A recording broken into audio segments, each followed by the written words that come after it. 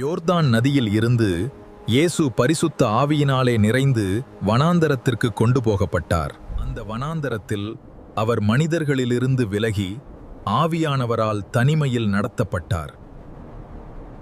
அந்த வனாந்தரத்தில் 40 நாட்கள் அவர் ஒன்றும் புசியாதிருந்தார். பின்னர் அவருக்கு பசியுண்டாயிற்று. அப்பொழுது சோதனைக்காரன் இயேசுவிடத்தில் வந்தான். நீர் தேவனுடைய குமாரனேயானால் இந்த கல் அப்பமாகும்படி சொல்லும். மனுஷன் அப்பத்தினாலே மட்டுமல்ல, தேவனுடைய ஒவ்வொரு வார்த்தையினாலே பிழைப்பான். பின்பு அவன் இயேசுவை உயர்ந்த மலையின் மேல் கொண்டு சென்று உலகின் சகல ராஜ்யங்களையும் ஒரு நிமிஷத்தில் அவருக்கு காண்பி, நீர் என்னை பணிந்து கொண்டால் இவைகள் எல்லாம் உம்முடையதாகும்.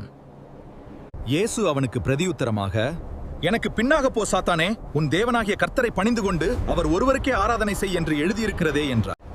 பின்பு சாத்தான் இயேசுவை எருசலேமுக்கு கொண்டு போய் தேவாலயத்து உப்பரிகையின் மேல் அவரை நிறுத்தினார். தேவனுடைய குமாரனேயானால் இங்கே இருந்து தாழக் குதியும், ஏனெனில் உம்மை காக்கும்படிக்கு தம்முடைய தூதர்களுக்கு உம்மை குறித்து கட்டளையிடுவார். உன் தேவனாகிய கர்த்தரை பரீட்சை பாராதிருப்பாயாக என்று சொல்லியிருக்கிறதே என்றார்.